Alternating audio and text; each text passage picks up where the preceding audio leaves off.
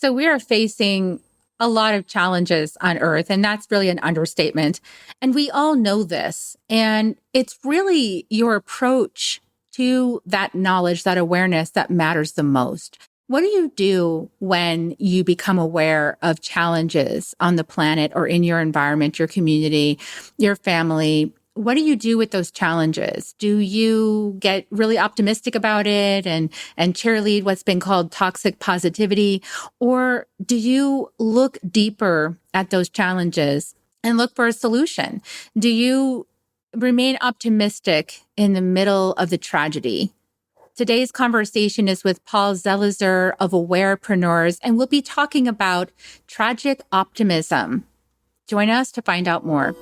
Soul Nectar Show, the Soul Nectar Show. You're invited, delighted to discover who you are. Anything is possible if you believe. So join us on this beautiful journey. Soul Nectar Show, Soul Nectar Show. Well, hello and welcome, everybody. This is Carrie Hummingbird back for another episode of Soul Nectar Show. I'm quite sure some of you wondered if I disappeared off the planet because I actually missed a month or so of episodes. Can you believe that? I never missed any for like 7 years. And then for some reason, I just needed to take a pause. And sometimes we need to take that sacred pause. We just need to go, you know what? Let me take a breath. What is this podcast really about? What do I really want to do now? Because I might have been doing the same thing over and over and over and over again. And it's like, just decide, gosh, I want to do something new now. I want to go into a new direction. And only through that sacred pause and that really letting everything land in my heart. You know, I've had such an amazing journey with you guys over the last 7 years, and like all the topics we've explored and all the things we poked at and looked underneath the rock of and explored and went down the rabbit tunnel of and went, what is that thing about? And I'm so into doing more of that. And that's kind of where we're going to start this conversation today, because as you guys know, I really believe that there's such value in exploring the shadow and really letting it open us, exploring the challenges, exploring the difficulties, the things that we say are difficult or that shouldn't be so. And actually, rather than continuing to argue with those things, to actually ask the question, what's it for? Why is that here? And it must have a place, because if everything is perfect, then it has its perfect place and its timing is impeccable. And so as we look out into the world and we see the destruction and we see the dismantling and we see even the resurrection of some things that we thought were long gone, and then we go, oh my gosh, it's still there. And we wonder, why is that still there? And we might be still arguing with some things in our reality that we wish were just not so. And at the same time, wondering, like, how does that relate to my very clear knowing that I'm on the planet at this time, here to evolve the consciousness into another spiral of human awareness, into another potential, into an evolution, into dragonfly, becoming a new species, Homo luminous. So how does all of that relate together? How does that all belong together? And one of the ways that me and many of you and many of our friends have dealt with some of the horrible things out there in the world is like becoming really extra positive. Like, it's all going to be okay. It's all going to work out. Don't worry. No problems. And at some level, like sometimes a cheerleader is exactly what you need, because you're going through a dark night of the soul and you're like, oh my God, this is terrible. And so you need somebody to say, keep going. Kind of like when I did this marathon way back in the day, 2019, and I was on mile 19, ironically enough. Actually, it was earlier than that. I'm sorry. It was way earlier than that. When was the marathon? I don't know. Like a dozen years ago. And I was on mile 19. And I was ready to give up because, as you know, when you get to mile 19, you're like, this is it. I just can't go one more step. I am so done with this marathon. Get me to the finish line. Where's my beer? And then my family was there and they said, Mom, don't give up. Don't give up, because you know how much you love the medal. And I have to admit, I'm a medal lover. I really do love my medals. I've got them on the wall. I love my medals. And I keep going. And do you know that my two young sons, they were very young at the time. So this was years and years and years ago. They actually ran the last mile with me. They actually took a hand on either side and helped me get myself across the finish line so I could get my medal. And so they earned that medal with me. And I have that picture on the wall to remind me every day that we can't do this alone, people. And we're not meant to, and we're not really meant to look the other way. And you know what? For many of you raised in my generation with the pretty pictures in our minds about how life is supposed to be so pretty, and we keep trying to make it pretty like that. And then, okay, I really think that needs to go. And I think we're going to have a conversation all about this kind of stuff today. As a matter of fact, I know we are. That's why I set it up this way. We're going to have an amazing conversation today about all this topic here. What do we do with what's happening? How do we be with it? What's the most supportive way to be with it? We are alchemizing everything. So what's the most supportive way to alchemize it? So today I have with me the beautiful, the wonderful, the wise, the heart open, the compassionate, positive, masculine, I would say, figure. He's looking at me crazy right now. He's like, what are you saying? Paul Zelizer of Awareprenuers. Welcome, Paul. Thanks for having me, Carrie. And congratulations on your podcast. 7 years. I have some idea what that takes. And when I say congratulations, it's an informed congratulations. And I'm smiling not because I'm toxically positive, because I just love it. I actually really love having these conversations. It keeps me going. So Paul is one of the first business coaches to focus on the needs of social entrepreneurs and impact business leaders. He's the former director of social media for Wisdom 2.0, one of the premier conscious business brands in the world. And in 2017, he founded Awarepreneurs. Two of the things the company is known for is the popular social entrepreneur podcast and the Awareprenuers Community, a global network of hundreds of social entrepreneurs who support each other in growing businesses, increasing positive impact, and enhancing well-being. And goodness, we got to have community to do this, because being a lone wolf is no longer the model anyway, and it's too hard. So why would you do it? Do it with friends. So Paul, you've done some podcasts of yourself on this topic of, toxic positivity and how we deal with the tragic things happening in the world in a way that is actually going to move things forward rather than just kind of like waving a banner. So where do you want to start this conversation? Because I'm sure you had some things to say based on what I said. First of all, let me just say I was just reliving. I did an ultra marathon not last weekend, but the weekend before down in Arizona. And one of our party was sick, and we were in an Airbnb, spending a lot of time. I woke up Sunday morning with a 60K race to row, and I was throwing up. The morning of my ultra marathon, couldn't keep anything down, right?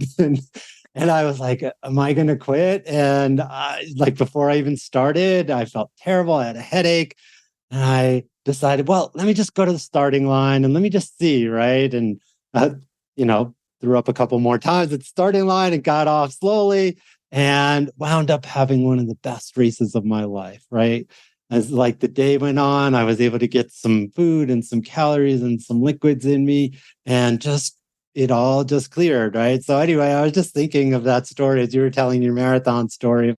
Sometimes we go through hard things, and it's not an analogy for me about, it's not a sprint, it's a marathon. I've been in these spaces for a long time, many decades, and have an awareness-based counseling degree and worked at Omega Institute for Holistic Studies many years ago. So anyway, I just wanted to give listeners a little sense, these conversations are conversations I've been swimming in for a long time. And it's still, it's Sunday morning and I'm not feeling good. I'm supposed to run the ultra marathon, and it's a real challenge to find resiliency, right? So I just wanted to be transparent.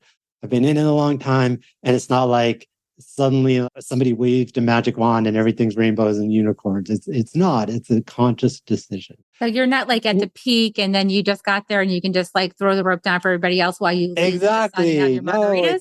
Exactly. I'm down for a margarita occasionally, but that's not what we're talking about here. So culturally, I think it's helpful for folks to understand. My family are progressive Jews. I'm not particularly religious, but the cultural part of Judaism definitely informs who I am and how I see the world.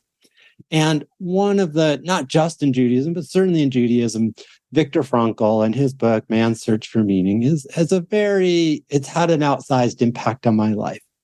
And when it comes to this conversation, it's not the majority of the focus. It's kind of told in passing, but if you look carefully there's so much wisdom in a story. So Viktor Frankl wrote that book in a concentration camp. A little bit hard to imagine. How could somebody be talking about meaning and values and purpose? But hold on and listen to this story.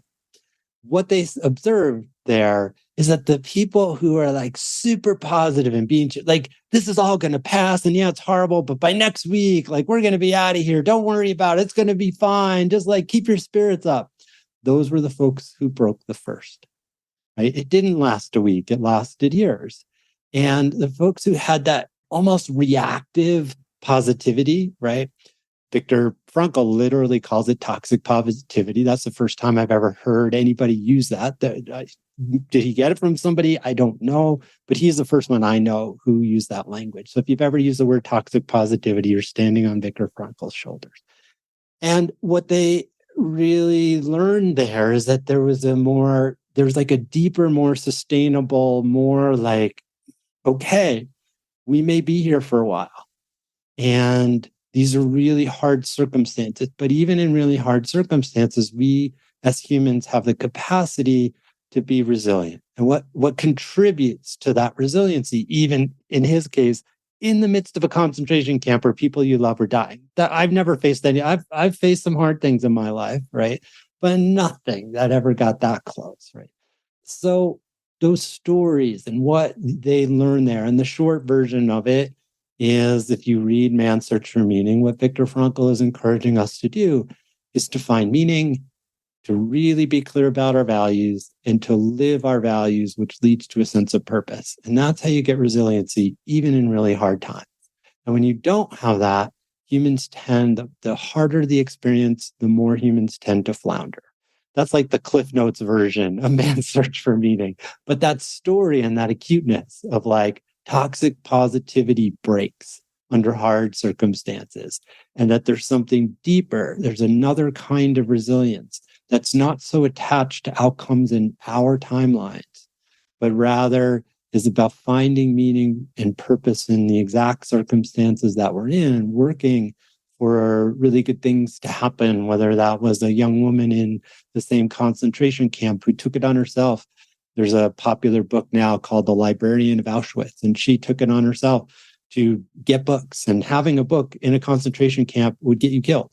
But she decided to teach the kids. That was her sense of meaning, that even under horrible circumstances, she wanted the next generation to be educated, to be literate, and to have meaning and purpose through learning and through meaningful conversation. And she risked her life for that to happen. That's one of the examples. There's many, many examples of people under extreme circumstances who found meaning and dedicated themselves to a sense of purpose, even in really challenging times. And reading about that and being in dialogue about that, I realized there was a deeper resiliency than that sort of toxic positivity that I see a lot of in the sort of conscious living world. And I see that same phenomenon. People who take that approach, when things get really hard, they tend to break, they tend to collapse. Yeah, I think there's so much to explore here because, well, first of all, most of us in the Western world don't really have anywhere near the pain and trauma to deal with that our ancestors have dealt with, or that people in other parts of the world are dealing with now. And so we have this sort of really cushy armchair quarterback sort of space to be hanging out in, where, it's really a huge space of privilege. And what we're doing with that privilege, I find interesting. What I would like to see us do with that privilege is to really dig into ourselves, whenever we think that something is too toxic. Because what I see people doing, and especially in the light worker community, is like just sort of deciding to retreat into a column of light, right? Like, I'm just going to keep retreating into a column of light until nothing bothers me. Instead of, oh, that thing's bothering me. I wonder why. I'm curious now about that pain or that discomfort that I'm feeling of being around a certain person. What does that have for me in a bigger context of maybe my life or other lifetimes or the planet? Where is that on my spectrum of something that I can engage with and bring love, compassion, and understanding to in order to alchemize that energy, in order to bring more strength to myself too, more integrity. What's your thoughts on that? Yeah, I think there's layers. And as I've grown as in my own spiritual journey, the layers that are most engaging to me now are different than layers that were most interesting to me at other phases of the journey. So for me, at this phase of my journey, the world is on fire. I believe in climate change, and I scout for several climate-focused VCs, and I work with a lot of social entrepreneurs who are working on some of the hardest problems on our planet today. And I think of a dear friend of mine, a deeply spiritual woman, and here in New Mexico, we would call her, I would call her a comadre, right? A sister from another mister, right? Genevieve Chavez Mitchell. And Genevieve's writing a book on money and spirituality. And we do, in addition to personally being friends, we do a lot of community work together. And Genevieve talks about sometimes in the conscious living world and just in our society in general, we frame a lot of things for me, it's a very individualistic culture. And yet we're deeply wired. And if you look at indigenous communities around the world, they talk about that the true path to happiness doesn't come from an isolated individual human being. That's ego. I'm going to withdraw into my ego and find some safe way where I'm constantly I'm just on the a friend of mine called it the clown wire smile, the wire hanger. You wire your mouth into this smile that perfectly stays the same every single day, rinse and repeat. That reality it's not something I chase anymore. And what Genevieve talks about as a antidote to that me mind is we and ours. And that way of being is something that has become increasingly important to me personally. It's not like it wasn't important, but it's become more important.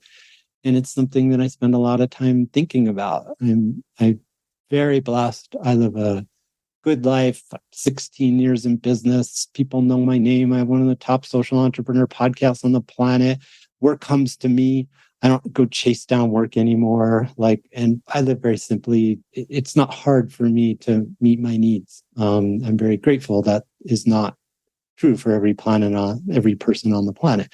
But at this phase, it's not about getting a bigger car or a bigger house or, I'm a trail runner. So I want a new pair of trail running shoes when the old one wore out, right? But mostly it's what brings me a lot of pleasure, what brings me a lot of sense of purpose in that deeper sense of meaning in really hard times. And all the smart people that I trust are telling us we're headed for harder times, not easier times. As a collective, it's not going to get easier anytime soon. We have some really hard conversations to have. I'm very optimistic.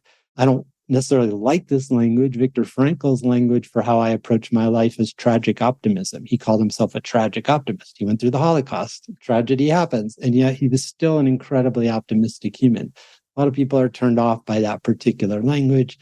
Whatever it is, I take that approach where we're in really rough times and they're going to get worse in the near term.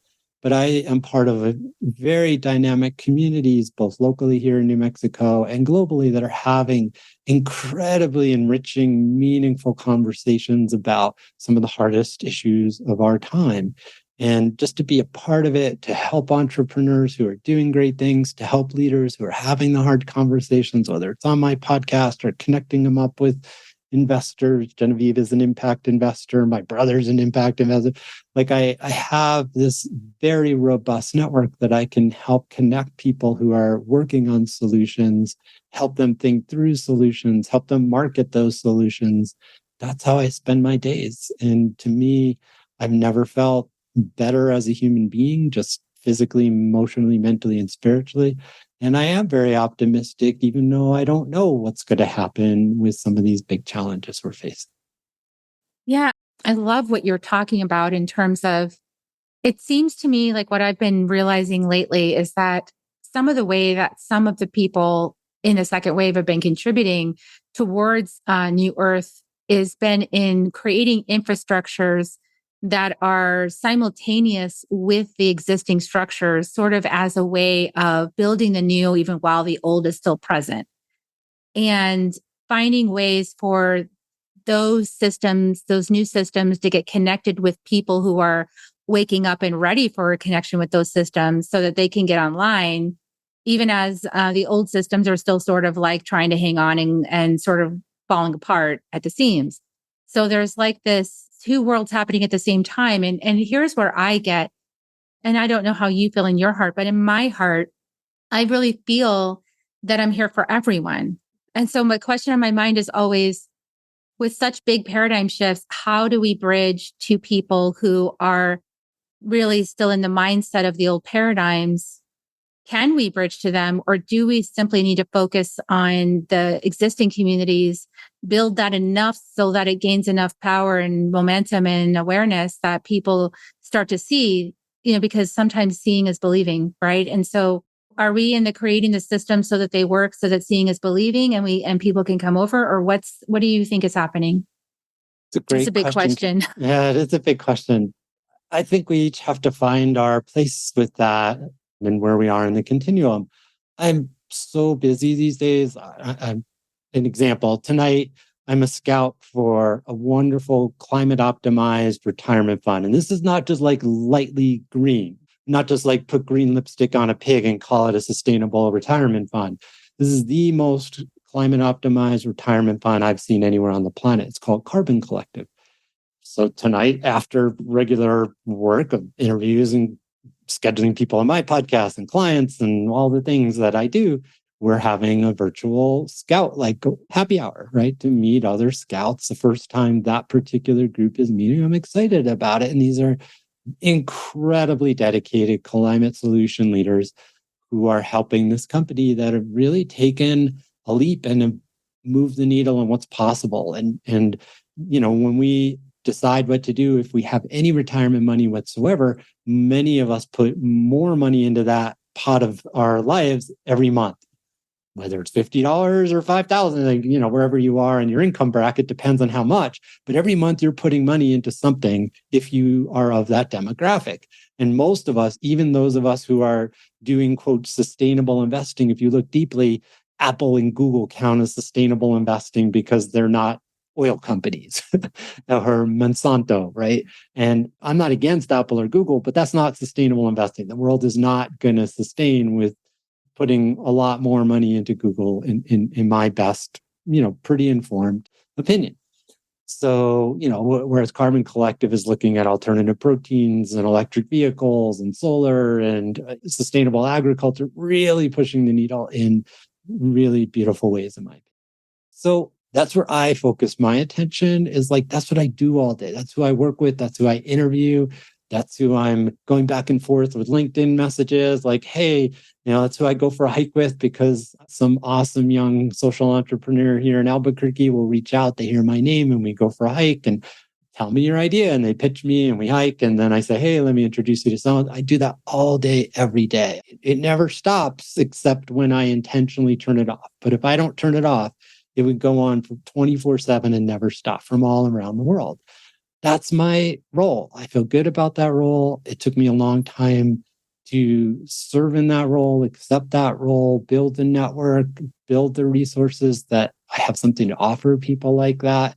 And I do as much as I can, and then I go play, and then I'm with my loved ones. Like, that's all I can do, Kara. I can't worry about the person who's not, if they're a climate denier, that's fine, right? Or they're like, whatever, I'm just going to work for an oil company because I like my big SUV and my giant house and I don't care about anybody else. It's not my job to go grab them by the ear and try to convince them. There's enough energy and momentum and really smart people, especially young people, who are saying the world is on fire and we got to do something. And that's who I'm there to serve. That's beautiful. Thank you for that answer. I really appreciate that. For my own part and my own awareness on this, I see that, like, even just living in Austin since 2005, I've watched the entire area just transform. Is not even the same place as it was when my parents moved here in 1992. And then bam. And Austin is filled with all kinds of spirituality, right? It's just all over the place. So for me, I link it to spirituality, I guess is what I'm trying to say. I link that consciousness, that awareness. And it's like, you were talking about the separateness and the individual. It's like that is part of the spiritual journey as you were talking about. But it's like after that part where you have this sovereignty is really about releasing yourself from the old paradigms that don't serve anybody anymore and realizing who you really are. But then there's a return. It's like, oh, there's a more true. I am part of we. I'm part of this web of consciousness of humanity. I'm part of this web of the planet. I'm connected to the oceans, to the jungles, I'm part of all that is. And then at that point, it's like, I'm here to serve, right? Which is the spot you're in the spot. I mean, I'm feeling myself in that spot finally now, right? It's like, I get it. Clarity. I'm here to do whatever I can within my own life to bring this awareness out to as many people as willing to hear it, to up-level the consciousness and have these kind of conversations. And every time you have these conversations, they spur more consciousness and more awareness. And then that spreads and that lifts everybody else up, right? So, people might listen to this and some people listen to this and go, what is she talking about? Other guys are like, yes, but somewhere along it's putting seeds. And so we're planting a garden of new earth right here in everyone's brains as we converse. And so all these conversations you have on your podcast are doing the same thing. It's just like because your heart is open and the energy is clear. Absolutely. And what I would encourage people who are wanting to feel, let's just back up a little bit. My first career was in community mental health, 15 years. I was an innovator in that space, mostly working with men and young men in that space. There weren't many frontline clinicians, and there still aren't many male clinicians, right, who are working on a daily basis. So from the time I was an intern, I did a men's group and got trained in batterers intervention and was working with single moms who had teens and were pulling their hair out, right? Like, I wish I'd had you. That's what I did for 15 years. If only I'd known you then. Yeah, 15 years. That's what I did, right? So anyway, the world of well-being and emotional health. And let's just say the research is showing we are in a mental health collective crisis. Like we've never seen anything like this from, youth and to the oldest of the old, right? Folks on their wisdom years. We are in a mental health, absolute freaking off the charts levels of anxiety, depression, suicidality, drug and alcohol addiction. It is off the charts. Right? So I'm just a very granular human. So we can talk about well-being and consciousness. Yes. And like many humans right now are really suffering. Right?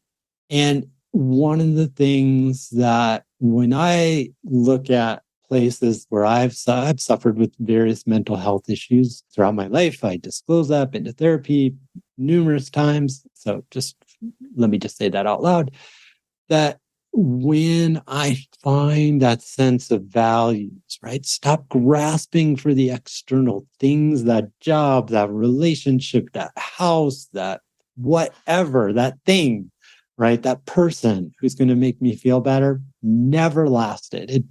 There were moments where some awesome things have happened in my life, but that wasn't sustainable. It would always come apart. It would be like sand through my fingertips. And what is much more sustainable are values, right? Like at this point in my life, I run my entire life, my business, my dating, when I'm in the happiest relationship in my life. When I started dating this particular last time, I did values-based dating. I had 3 core values, right? Wasn't looking for what this person looked like or what kind of job they did or what kind of car they drove or even like what kind of spiritual or therapy work, all that was interesting and certainly, notice these things, but none of that was going to decide who I was going to commit in an ongoing relationship. What was driving everything was 3 core values. And it was wild because my current girlfriend, Eva, we met on February 20th of 2020. And the world shut down on March 16th for COVID. So we went on 3 dates. We were enjoying each other. And there was like, who's in whose bubble? And she turns to me and said, so you interested in a committed relationship or not? Because I'm trying to figure out who's in my bubble. She has some folks who have some medical, issues and are immune compromised. And so we'd only had 3 dates. And suddenly we're talking about like, is this a committed relationship or not? And I said, well, it depends. And she said, what does it depend on? And I told her the 3 core values.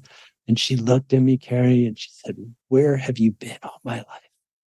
But that comes from knowing yourself. I mean, that's a function of your attraction sphere. That's a function of your ability to attract into your sphere, like, yourself that would be compatible with you, but in a different body, So it's like, totally that's beautiful. But those core values helped me give both.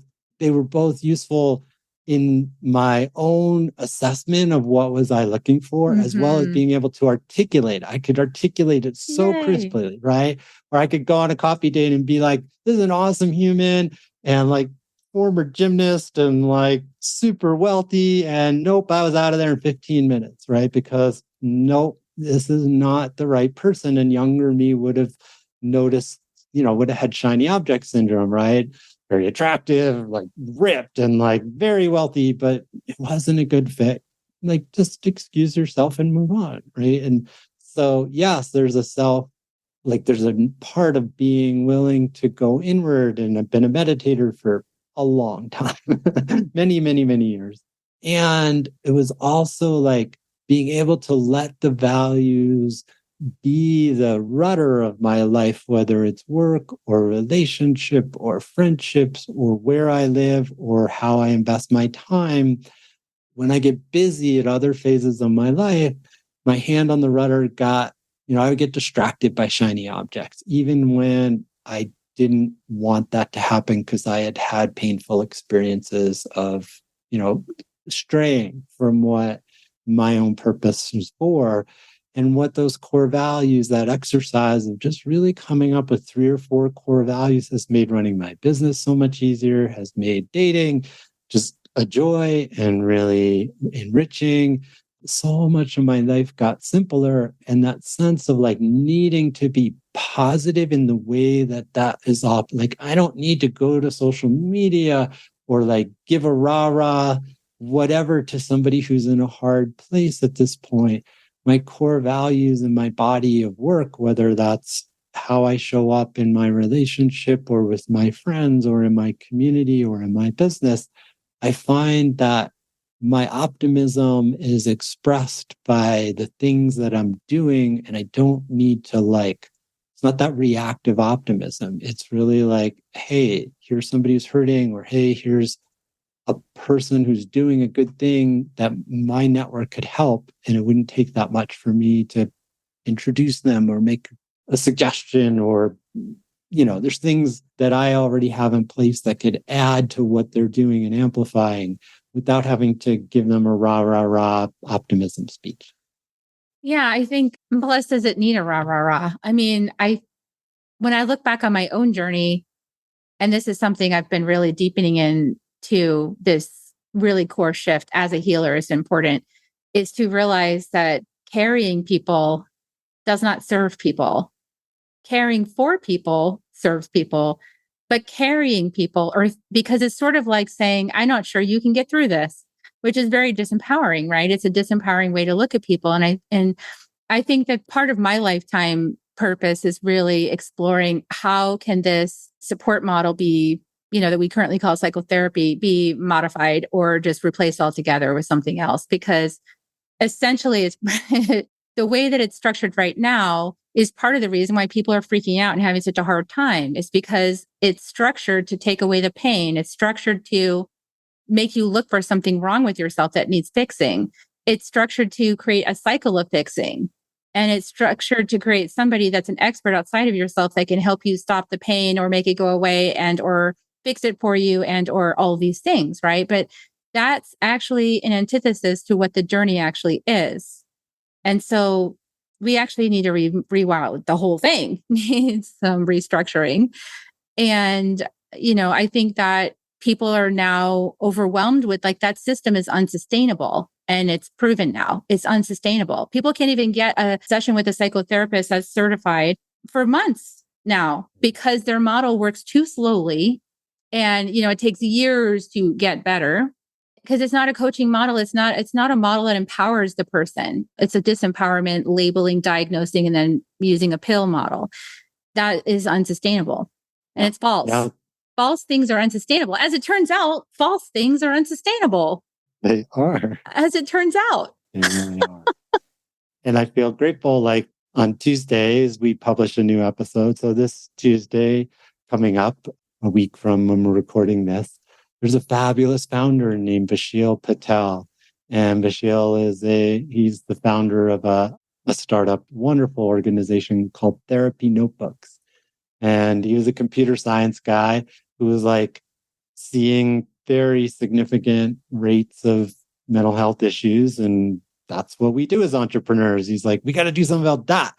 And so he was like, oh, I'm going to build a platform. And he started talking to people, like, oh, I don't want more screen time. No. I don't want to stare at my phone. No more platforms and no more screen time. It's not going to help. And he's like, I'm a computer guy. What am I going to do? And he iterated and talked to people and talked to, folks who had anxiety and depression, and also talked to therapists and psychiatrists. And ultimately I don't have it in front of me, it's downstairs, but what they came up with, these gorgeous analog journals for different issues. One is, it's all research based, but it's crafted with so much care. One for depression, one for anxiety, one for, big change moments of transition in your life. They're really well crafted. And again, it's just like, that's part of the reason I'm really optimistic, is because that's what I spend here's this person. I have a podcast. I can interview them. If I like it and I have a sense of what they're doing. Right before I got on this call, 3 different people listened to an episode that we published today with Valerie Bowden from Cradle, which is an organization that looks to help Africans. Both they do ethical outsourcing for like VAs and marketing support, as well as products. Like if you want coffee from Ethiopia, they help people find that.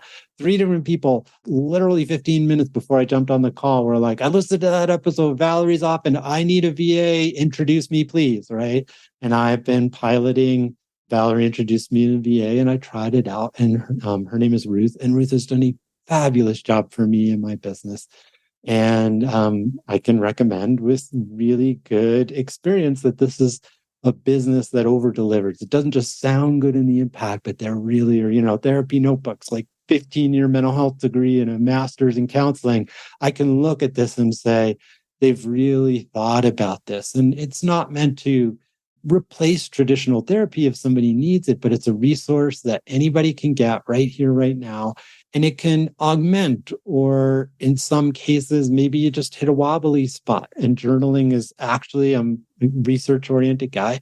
Journal therapy is actually documented to be as effective, not more effective, but as effective as traditional talk therapy. But you don't hear that very often. And maybe some people don't know how to journal. So he found that research, created the asset as a whole online source of how to use it. And for like $25 or $30, somebody who's struggling with anxiety and depression can start as soon as they get that notebook in a guided journey around really hard challenges in a very skillful way. That's what I spend my life doing. So people are like, well, aren't you freaked out about some of the hard problems that you talk about and that your network talks about? I'm like, I don't like that we're here, and I wish we had made different choices so that we could have not had to get here. But here we are, and really, really smart people are working on this with their hearts, their souls, their intelligence, their professional knowledge. And that's what I do all day, every day. So no, we may go off a cliff. We might not go off a cliff. I don't know. But every day I wake up, I go to work, and these are the kinds of folks that I am here to serve. And at the end of the day, I sleep really good. Yeah, I love that you're saying that. So it's where you're placing your attention. It's where you're placing your focus. You're not watching the nightly news, or maybe you are, but probably not, going, oh no, like more stuff's happening. That's terrible.